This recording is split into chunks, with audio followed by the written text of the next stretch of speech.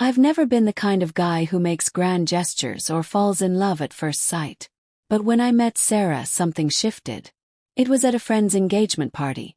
No fairy lights, no slow music, just a crowded lawn and too many familiar faces. Then I saw her. She wasn't the loudest or the flashiest, but her presence was magnetic. She laughed with her eyes, and even though she stood with 3 other girls, my gaze kept circling back to her. We exchanged glances, brief, uncertain, but enough for me to feel the spark. A few days later, I got her contact through a mutual friend. I didn't message her immediately. Typed, deleted, retyped. Finally, I sent a simple, "Hey, this is Zaid. We met at the engagement, remember?" Her reply came within minutes. "Of course.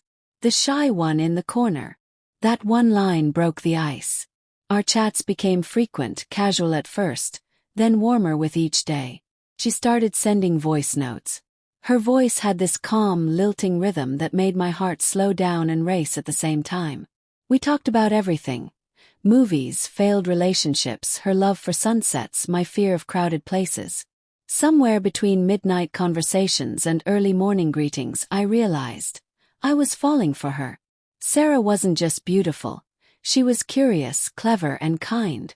I'd never met someone who made me feel seen like that.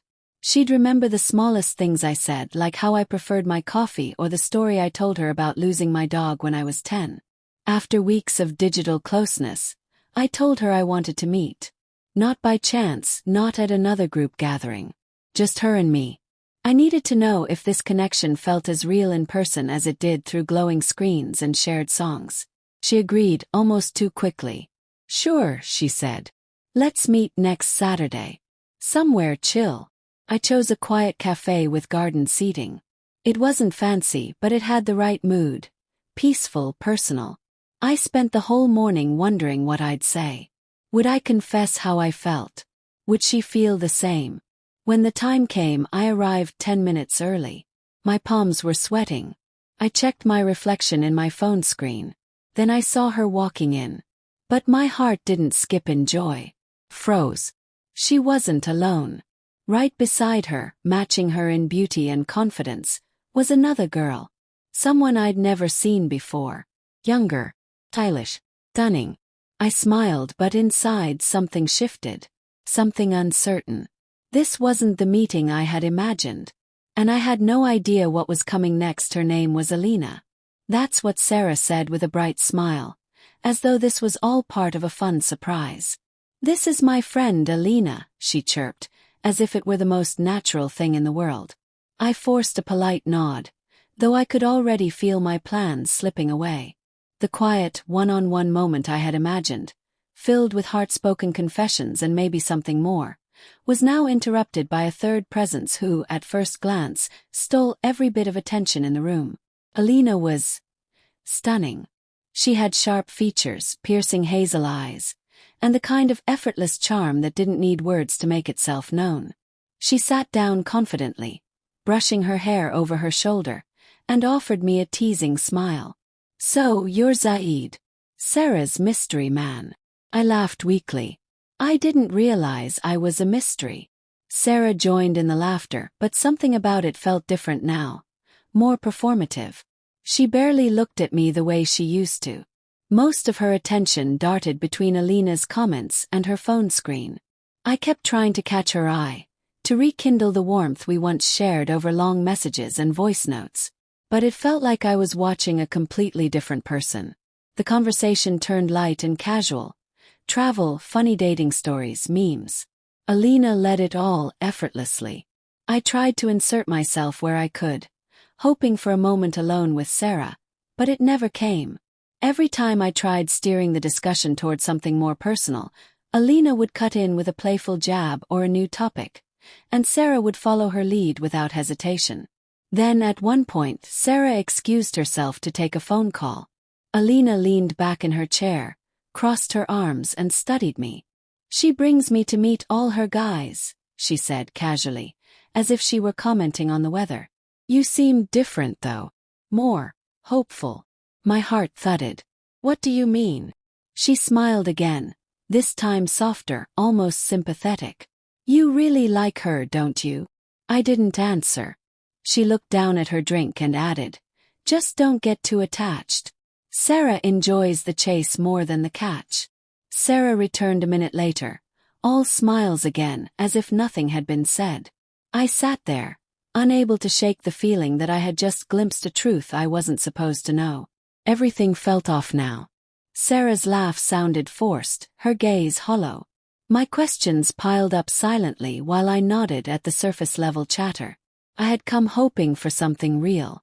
Instead, I felt like a guest at a show I didn't audition for. And the curtain hadn't even dropped yet. The moment we stepped out of the cafe, the energy between us had completely shifted. The casual comfort we once shared was replaced by a brittle politeness that barely held us together. I offered to walk Sara to her car, hoping for even a sliver of the connection we used to have. Instead, I got silence and a forced smile. I didn't expect you to bring someone, I finally said, my voice steady but low. Sara kept her gaze ahead. Alina was already with me. I didn't think it was a big deal. It was to me, I replied. I asked you to come alone for a reason. She stopped walking and turned to face me, visibly irritated. You're making this into something it's not. I blinked, caught off guard. Sara, I've been talking to you for weeks. We've been building something, or at least I thought we were. I asked you here because I wanted to be honest about how I feel. She crossed her arms. Zaid, I like you. You're sweet. But I didn't know you were taking this so seriously. There it was. Not anger. Not confusion. Just indifference. The days that followed were colder. Our messages became infrequent. Dry replies with no warmth. Voice notes turned to texts. And eventually, texts turned to silence. I tried to hold on, making excuses in my head. Maybe she was busy. Maybe something had come up. Maybe Alina was wrong. But then came the photo. Late one evening, as I scrolled absent-mindedly through social media, I stopped on a picture that pulled the air right out of my lungs. It was Sara, arms locked with another guy, at a rooftop dinner. The caption was simple. Weekend vibes, 2 hearts, Alina had commented.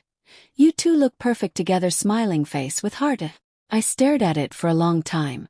Not because I was shocked she had moved on, but because I realized she was never really with me. Typed a message. Deleted it. Then typed again. You could have just told me the truth. I wasn't asking for promises. I was asking for honesty. I sent it. She saw it within minutes. No reply. And in that silence, everything made sense. I wasn't special. I was just another name in her inbox. Another face in the crowd of admiration she kept around her like armor. I had mistaken warmth for interest, politeness for intimacy. For the first time in weeks, I stopped hoping for a response. Instead, I started asking myself a harder question. Why was I so ready to give everything to someone who offered me nothing in return? For a while, I kept staring at our old chats. Those late-night confessions, the emojis, the voice notes filled with laughter. I wondered how something that felt so real to me could have meant so little to her. But over time, the ache dulled, and a quiet understanding began to settle where the hurt once lived. Sara never lied, not outright. But sometimes, silence speaks louder than words, and mixed signals are just another form of dishonesty. I had built a dream from fragments, mistaking friendliness for affection, attention for care. I didn't reach out again. There was no closure text, no dramatic confrontation. Just a decision, to stop chasing someone who had already chosen to look the other way. Instead, I turned inward. I started spending time doing things that made me feel whole. I went for long walks without my phone. I reconnected with friends I had distanced myself from while waiting on unread messages. I even started sketching again, something I hadn't touched since college. Slowly, I found color in places that had nothing to do with her. And with that, I found perspective. It's easy to romanticize someone when you only see their highlights.